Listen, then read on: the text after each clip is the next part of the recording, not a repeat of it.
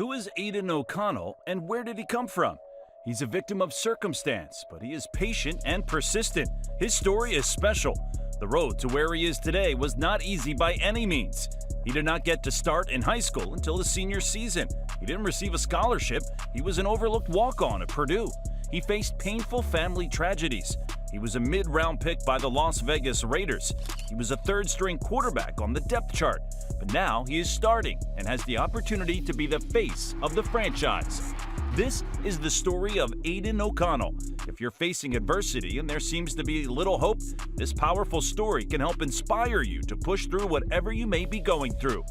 On September 1st, 1998, Aidan James O'Connell was born to Jim and Kathy O'Connell in Long Grove, Illinois.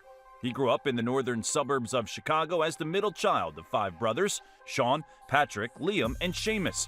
Aidan's parents raised the boys in an environment of faith, family, and sports. O'Connell attended Stevenson High School and was a multi-sport athlete during his time there. He played basketball, baseball, and football. Basketball was his preferred sport growing up until he got a feel for the Friday Night Lights. It was then that his love for football grew, and he started to make goals and aspire to see how far he could go in the sport. But his journey as a quarterback was not simply given to him. He was not spoon-fed an opportunity. He had to patiently put the work in and be ready for the moment he was called upon. O'Connell was initially playing on the JV level as a junior because there was a dual-threat quarterback who was ahead of him, a senior named Jack Sorensen, who ended up becoming a star wideout for Miami of Ohio. Stevenson's head coach Bill McNamara admitted Aidan was clearly a better passer. As the season went on, Aidan played a lot more varsity as a junior. He was just a victim of circumstance. On record, during O'Connell's senior season, he was named the starter and led the Stevenson Patriots to an 8-2 record. He completed 183 passes out of 297 attempts for 2,741 yards, 27 touchdowns, and 7 interceptions, earning a quarterback rating of 111.4. The stats and accomplishments were due to a lot of work put in during the offseason with Jeff Christensen, a private quarterbacks coach whose portfolio contains a savvy list of professional QBs. A respectable season didn't aid much for O'Connell on the recruiting trail. He flew under the radar despite setting school records for passing yards and touchdown passes in his lone year as the starter at Stevenson. The 6'3", 170-pound O'Connell had a strong arm, but lacked the athletic ability big programs covet in their quarterback prospects. Due to the lack of interest from the nation's top schools, Aidan was very close to attending Wheaton College, an NCAA Division III program. But his private quarterback coach, Jeff Christensen, decided to visit Jeff Brom, the head coach for the football program at Purdue. Christensen shared his thoughts about O'Connell with Coach Brom, asking if there was any way that Aidan could at least get a spot to walk on the team, further saying that he can make the throws like some of his professional proteges and that he has the it factor. Coach Brom heard him out and later offered Aidan the shot to walk on. No guarantees, just the chance to make the team. Aidan took the opportunity. His first 2 years in 2017 and 2018 were devoted to academics and the practice squad doing the dirty work. Starting from the bottom, he was listed as the 8th quarterback on the depth chart. O'Connell's chances of being on an NFL team at that point were slim to none, let alone becoming the starter for Purdue. In 2019, he appeared in 6 games, making 3 starts, completing 103 passes of 164 attempts for 1,101 yards and 8 touchdowns. In 2020, the first family tragedy occurred. O'Connell's mother, Kathy, nearly died in a car accident in June, and she still feels some of the effects of the crash to this day, which required months of rehab and several follow-up surgeries. "She's a warrior," said O'Connell. "She's battled back, and my dad Jim obviously helped her through everything that she needed to get through." As if Aidan needed any more motivation to take life seriously and to take advantage of the opportunity in front of him, he would not let circumstances beat him. He would earn the starting job. He played the first 3 games of the season before missing the rest of the season due to injury.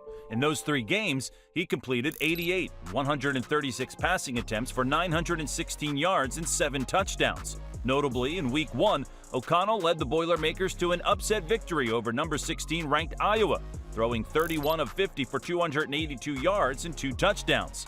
His record that year as a starter was 2-1. In 2021, O'Connell was healthy and ready to showcase his talent. but this time he would be the backup to Jack Plummer for the first 4 weeks of the season. In Week 4, the Boilermakers played against Illinois. Plummer was benched at the half. It was a close, low-scoring game. Coach Baum entrusted O'Connell to take the reins of the offense in hopes of igniting a spark for the team. O'Connell led the offense down the field with ease after 2 big throws, but then he threw a pick in the end zone. On the next drive, he was able to get 2 more first downs, but then threw another interception that bounced off the hands of his receiver. Coach Baum kept faith in O'Connell. The score was 9-6 in the fourth quarter. The Boilermakers needed a score to win the game. These are the moments when great players can be found, when the odds are stacked against them. Even after a few self-inflicted wounds, they persevere. O'Connell had yet to help his team, but he didn't surrender after his mistakes. With poise, he led the Boilermakers down the field and scored the game-winning touchdown to take the lead. Purdue won 13-9. Winning was something Purdue struggled with prior to O'Connell starting. In fact, the 2 seasons in 21 and 22 that O'Connell got the starts was the first time that Purdue won at least 8 games per season, back-to-back since the 1997 and 1998 seasons. That was when Drew Brees suited up for the Boilermakers. Back in 2021, in Week 6, O'Connell and the Boilermakers were on the road, and they upset number 2 ranked Iowa 24-7. In Week 9, O'Connell and the Boilermakers beat number 3 ranked Michigan State at home 40-29. That season launched O'Connell for some national recognition. He capped it off with an overtime win against Tennessee in the Music City Bowl game. The final score was 48-45. Aidan finished the season completing 315 passes out of 439 throws for 3,712 yards, 28 touchdowns, and 11 interceptions, which helped the team to a 9-4 overall record. In 2022, O'Connell's final season at Purdue had moments of joy and times of difficulty. On July 30th, Aidan married Yael Johnson, a 4-year letter winner with Purdue volleyball and a 2-time academic All-Big Ten honoree. Aidan O'Connell was living life, enjoying the new chapter with his bride, and he was leading the Boilermakers to a 7-4 record before playing Indiana on November 26th. All of a sudden, adversity struck. Coach Baum, after the game, emotionally shared, "Aidan, he's got a lot going on right now. I'm not going to say anything," Baum said. "So he's emotional for a lot of reasons, but he played really hard. He stepped up to the plate when his teammates needed him, gave us great effort all year long. Doesn't matter what's going on, he gives us great effort, and I just think it's another great story." Aidan's oldest brother, Sean O'Connell, suddenly passed away. Aidan shared in a statement, "My family and I would like to express our gratitude and support we have received over the past few days. We are deeply saddened to share the passing of my oldest brother, Sean." Sean was not only one of Purdue football's biggest fans, but he was a better son, brother, and friend. He lit up any room he walked in, and all that knew him testified to his contagious joy. We trust the Lord to provide strength and hope, and we appreciate your thoughts and prayers during this time. Aidan completed 18 of 29 passes for 290 yards and 2 touchdowns in the win over Indiana, where Purdue clinched its first Big Ten West title. It was an incredible feat, considering the emotional pain and loss he just endured leading up to the game.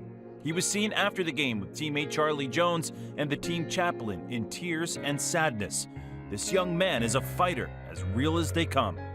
The following week, Purdue put up a hard fight in the first half versus an undefeated number 2 ranked Michigan. The score at half was 14-13. In the second half, Michigan's defense tightened up and forced Purdue to settle for field goals while their offense was scoring touchdowns.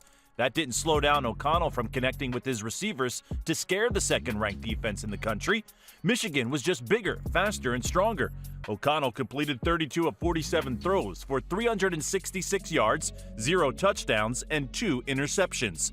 The final score was 43-22. After the game, there was a special moment between the school's starting quarterbacks. Michigan's J.J. McCarthy made an effort to meet O'Connell at midfield.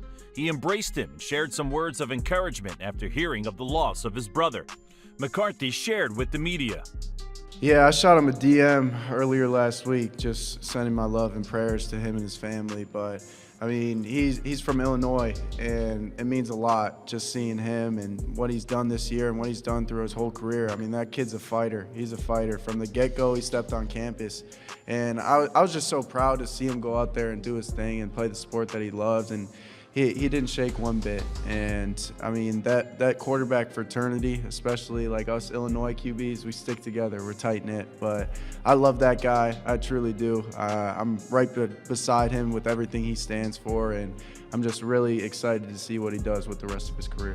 Purdue finished the season with an 8-6 overall record. O'Connell completed 320 of 499 throws for 3,490 yards, 22 touchdowns, and 13 interceptions. In our modern time, where college athletes flee for the transfer portal the moment they see some hurdles, like sitting on the bench, O'Connell waited for his time, developed, and earned a shot at showcasing his talent. He is a special young man who has left a legacy of excellence and toughness in West Lafayette. He finished college, earning a degree in general management and a master's in technology, leadership, and innovation. Aidan's athletic ability would once again be a factor in him not being garnered as one of the nation's top quarterback prospects for the NFL draft. Teams in the NFL continue to shift towards favoring the mobile quarterback. However, Aidan's strengths are working within the pocket, his big arm, his accuracy, and his mental toughness. At the NFL Scouting Combine, O'Connell did interviews but decided not to run the 40-yard dash or participate in any of the other drills, which, looking back, may have helped his draft stock and kept scouts and media from poking fun at his athleticism. Whoever was going to draft O'Connell was going to value his tape and his character as a possible leader of a franchise. Teams looking for flash and glamour will definitely stay away. NFL.com gave O'Connell a prospect grade of 5.96, which, by their ranking system, projects him to be an average backup or special teamer. They also projected O'Connell to go somewhere in the 4th and 5th rounds. When the draft started, 7 quarterbacks were taken before Aidan heard his name called. Then it happened. With the 135th pick in the 4th round of the 2023 NFL Draft, the Las Vegas Raiders selected Aidan O'Connell, the 8th quarterback off the board. Isn't it funny that a flashy city like Las Vegas is the city that landed O'Connell? A player that scouts deemed not flashy. But the Raiders regime, Dave Ziegler and Josh McDaniels, set their eyes on O'Connell's skill set and envisioned him within their Patriots West offense. Again, it happened. Aidan O'Connell is at the bottom of the depth chart, under Jimmy Garoppolo and Brian Hoyer, former New England Patriots that followed Josh McDaniels to Las Vegas. McDaniels was in year 2 of his coaching tenure with the Raiders and sought a developmental quarterback project. Aidan got a lot of reps in the preseason and impressed a lot of people with his performances. He won over the respect of his teammates, the fans, and many in the media. However, this was Josh McDaniels' team, and Jimmy G was going to be the starter. But then, after a rocky start to the season, Jimmy G was getting hurt, and the team was not performing to the standard everyone thought that a Josh McDaniels-called offense would operate at. The offense could not score more than 20 points a game, ranking near dead last in the league, despite the team paying the offensive side of the ball nearly double what they pay the defense. To put it simply, the offense was terribly bad. McDaniels was struggling to utilize the talent on his side of the ball. The Raiders' offense was supposed to be the strength of the team, but was getting outperformed by a lowly paid defense.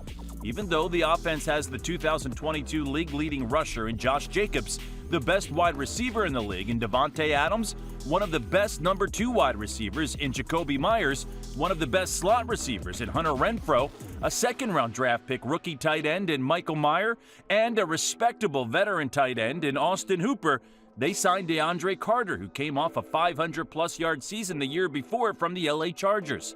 Yet, the offense was pathetic. Who was to blame? That is for another video. But the owner had enough after 8 weeks of nonsense and a 3-5 record. Mark Davis fired Josh McDaniels, Dave Ziegler, and Mick Lombardi. He promoted Antonio Pierce to become the interim head coach and Champ Kelly to interim GM.